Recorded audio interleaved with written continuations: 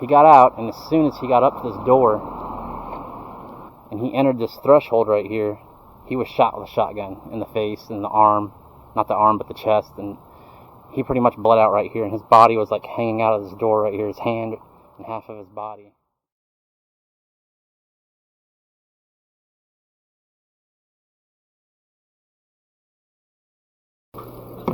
What is going on, everybody? Welcome back to my YouTube channel, K3 in Kansas.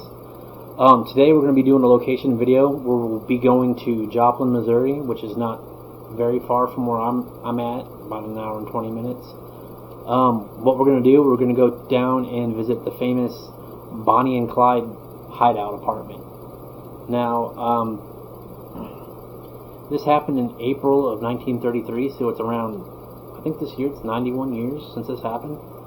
And this is an important part of Bonnie and Clyde's history because after the events that happen here, people actually get to see what Bonnie and Clyde actually look like by pictures. Now, the people that were in the Barrow gang at this time, it was Bonnie and Clyde, it was Buck Barrow and Blanche, which Buck was Clyde's brother, and there was W.D. Jones. Now, the reason why Buck went with Bonnie and Clyde up there was Buck just got pardoned in the state of Texas for his crimes because him and Clyde have been doing car thefts and things like that, like petty thefts, robberies, and things like that, and he was pardoned.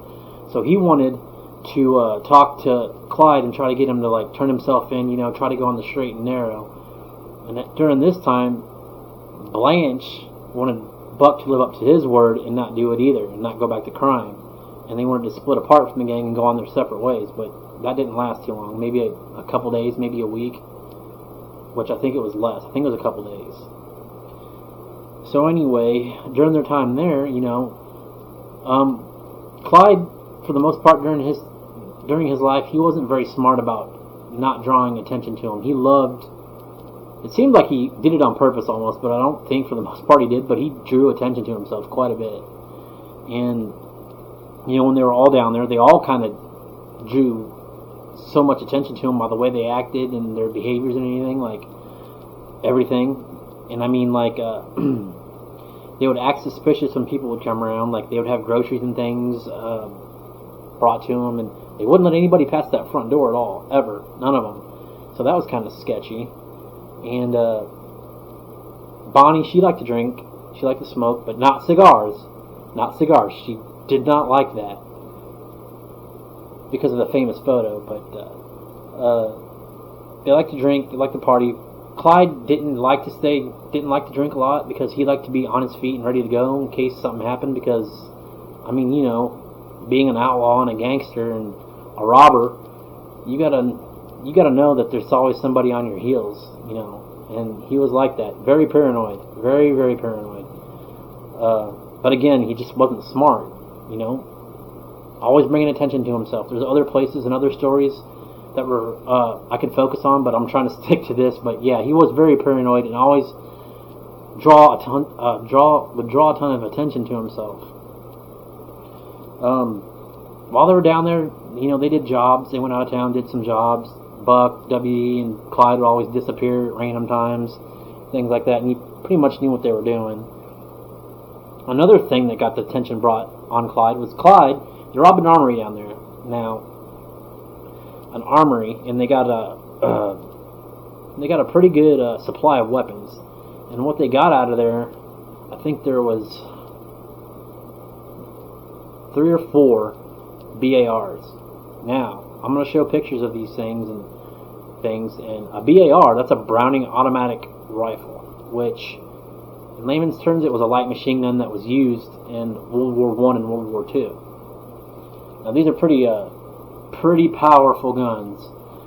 They were chambered. I think they shot various sizes of bullets, but the most known that they would use is a 30-06. Now, if you're a hunter, you know how big a 30-06 a hole is going to leave from that. And I believe the gun was roughly 20-25 pounds. It was big. I mean, for being a light machine gun anyway. Those things are still pretty big. Anyways, and they'd shoot roughly 550 to like 650 rounds per minute. So yeah, you're gonna get shot with a gun like that. That's not gonna be good. So anyways, yeah, he was downstairs cleaning one of those that they took from the armory robbery, and it accidentally went off. So again, being clumsy and drawing attention to himself. And another thing they did was they came in with a car. They had a Ford V8, which, you know, Clyde, he was obsessed with those Ford V8s because they were fast. So they brought that car down, and then one night Clyde ordered W.D. Jones to travel outside of town a little bit, find some place, and go steal another car so they could ditch that one. Now, W.D. Jones did that. He goes to Miami, Oklahoma. He steals a car and brings it back. When he got back, Bonnie was furious. Bonnie was very upset that they did this, and she thought it drew too much attention with these stolen cars, which it did. So I guess, I'm not sure what happened with one of these cars, but I think one of them, they got rid of it or something, because I couldn't find out anything about this other car, because they had two, and then there's a garage. They had a garage underneath there with two spots, and they had the one that they came in, and then I guess they put this one in there. I'm not sure. I couldn't find anything out about that. So after that, I guess, Buck, he goes and buys a 1929 Marmon, which I'll put a picture up of that too. And that, I believe, was the day of the gunfight. He got back with that car, and in the morning he actually started doing the service on the car, changing the oil, went and got it gassed. And so Buck came back, took a nap after doing all that. So WD and Clyde actually left to go do what nobody knows what they did, but we're just assuming it was a robbery or a job to get money. So they left, and immediately they could hear the car coming back within a few minutes, and some kind of catastrophe or some kind of bad engine problem stopped them from going and doing whatever they did, going to do whatever they were gonna do. So as soon as they got the car back, they were putting the car in the garage, and they were getting ready to lower the door. They turned around and looked, and the first police car pulled up, and from what I could see, it's like up a hill. The house where it is, there's like a little hill. They pulled up a little bit afterwards. That was the first police car, and that had Highway Patrol Officer Kaler and Officer Taylor in it. Now the next car that would pull up would block the driveway where the two garage doors were at, and that car had Officer McGinnis, Constable Harryman, and Officer DeGraff.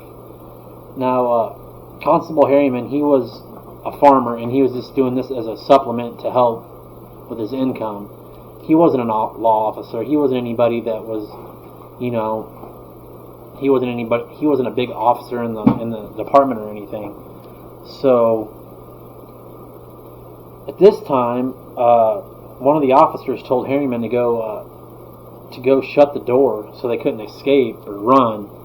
And I guess as soon as Harryman, he broke that barrier of where the door was and walked in there, he just immediately got shot by Clyde with a shotgun, and it hit him in the neck and in the abdomen area and chest, and he instantly just bled out quick, and he was gone.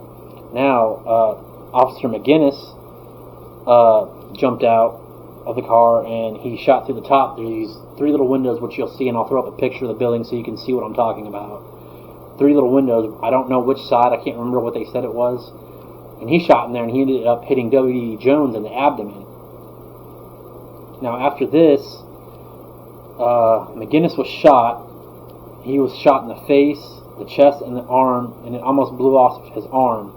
So I'm assuming either he was shot with a shotgun or one of the BARs, because that's more than enough damage. But I think it was a shotgun. I think it was Clyde. So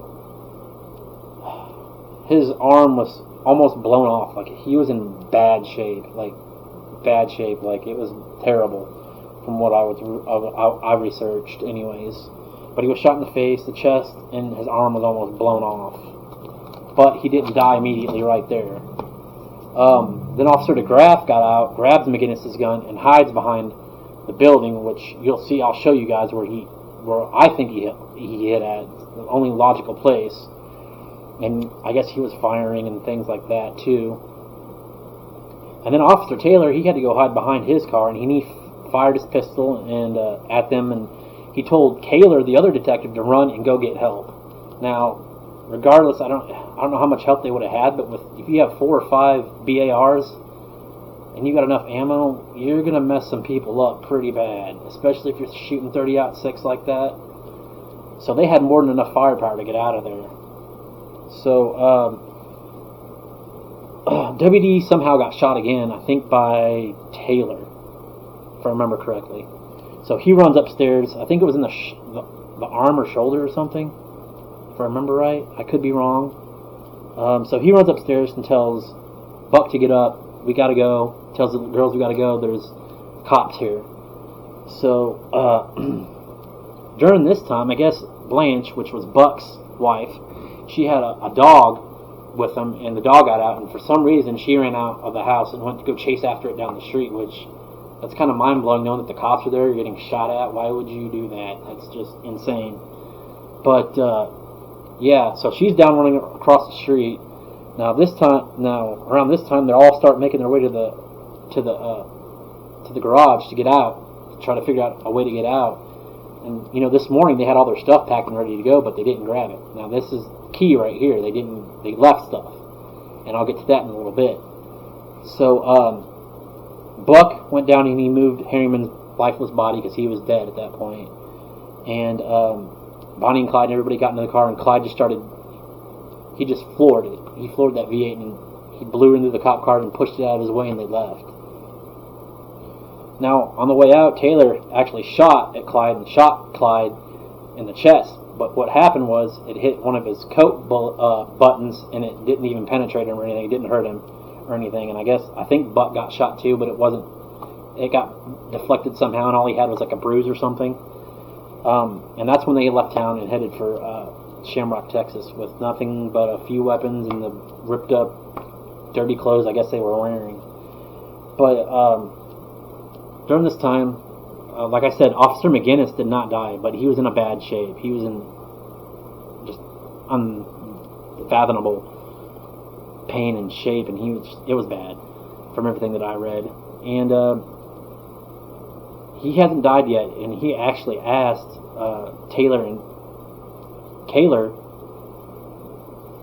how Harryman was, and they both kind of just they had to do the right thing, and they lied to him and told him that he was okay. He just needed to get to the hospital. He was just shot.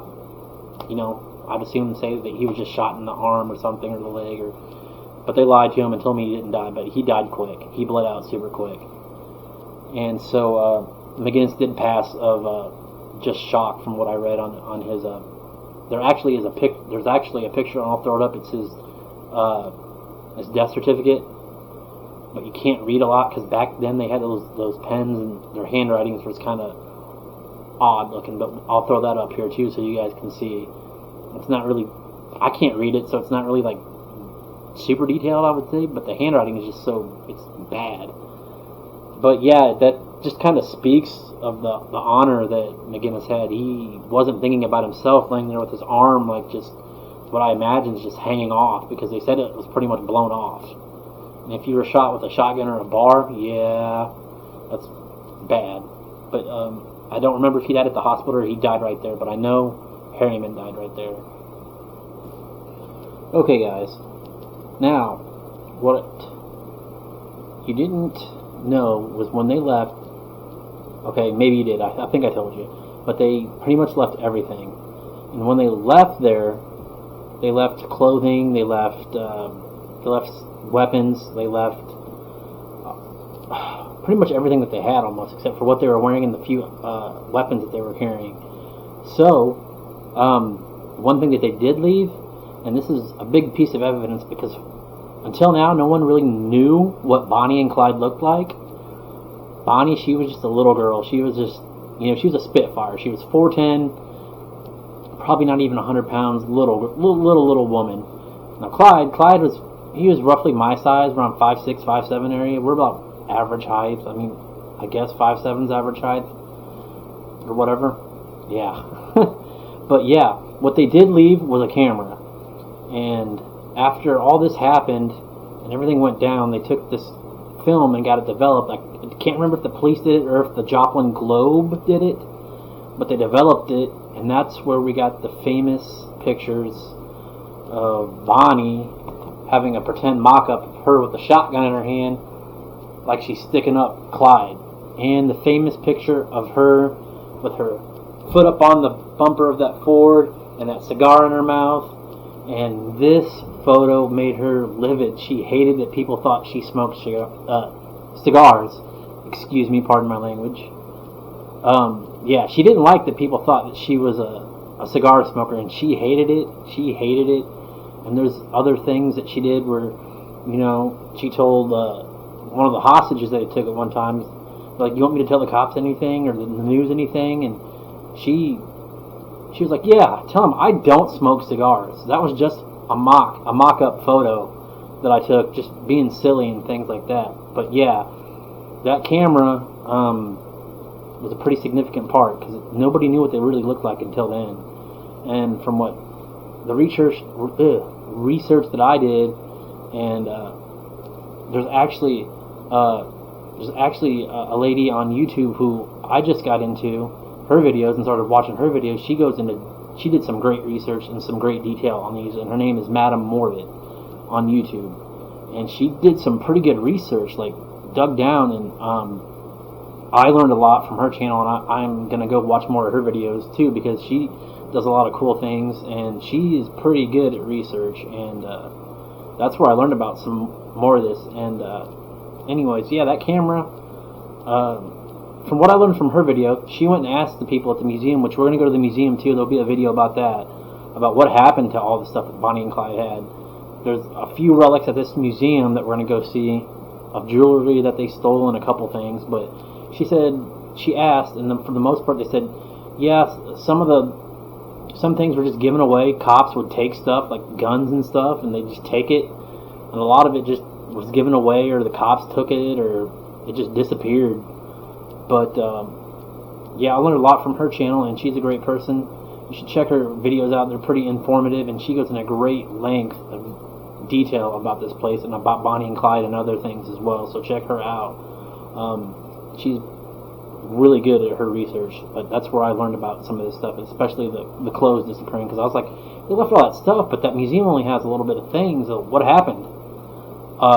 Also, we're going to be going by a pawn shop, because it actually has a shotgun that I assume it was Clyde. I won't know till I get there and look at it, but they dropped it on the way out, and it's at a pawn shop in Galena, Kansas, so we'll stop and take a look at there. So but yeah, so we're gonna get going, and I'll take you out there and show you where it's at, and hopefully you guys enjoy the video and find out a little more about Bonnie and Clyde. So I hope you guys have a good day, and let's get at it. Alright guys, this is the famous Joplin apartment of Bonnie and Clyde in 1933. Now I'll read what it says here. It says, Clyde Barrow, Bonnie Parker, Buck, and Blanche Barrow, W.D. Jones rented this apartment and holed up for 13 days. On April 13th, 1933, law enforcement officers from the Joplin Police Department and from Newton County seeking suspected bootleggers approached the dwelling.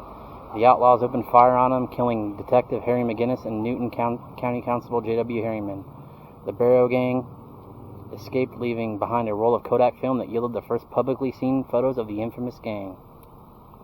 Alright guys, now I will put up a floor plan of what it looked like, but if you see these windows over here, this one right here, that would have been Buck and Blanche's room. That middle one was a bathroom, I think, and that room right there, the one on the far right, that was Bonnie and Clyde's. Now, when the cops pulled up, the first car with Kaler and Taylor in it, and I think Grammer, which was one that I didn't read about him, another officer that was there, he pulled up right where my car would have been. Now, when the second car pulled up, second cop car, it would have pulled up right here, and it blocked both of these entrances right here. Now this entrance is where Bonnie and Clyde, they were pulling back, or I think it was Clyde and WD. Yeah, because Buck was upstairs taking a nap.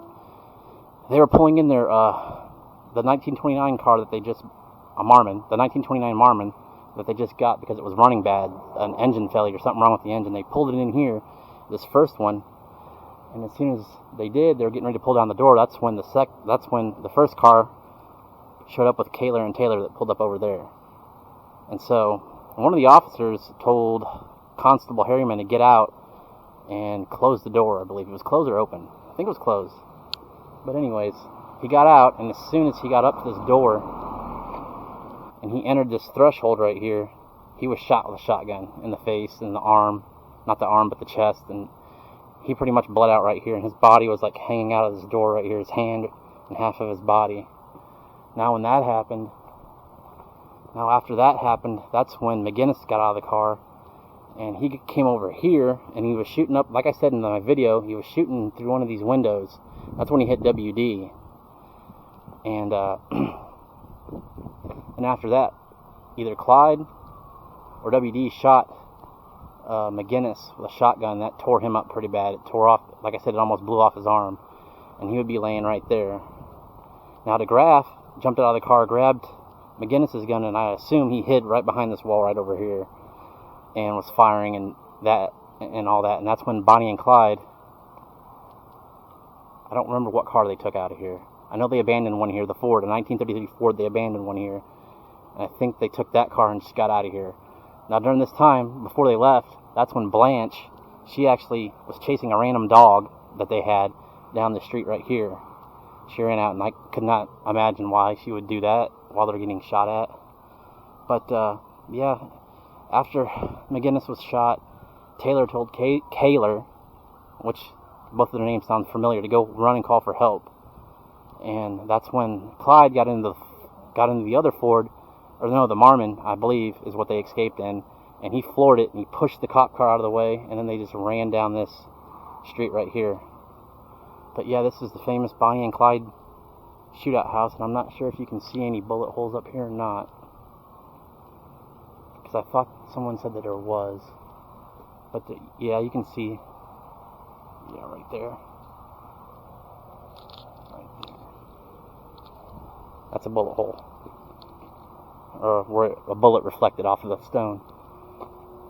But yeah, that's the Bonnie and Clyde house. Glad I got to come and see it.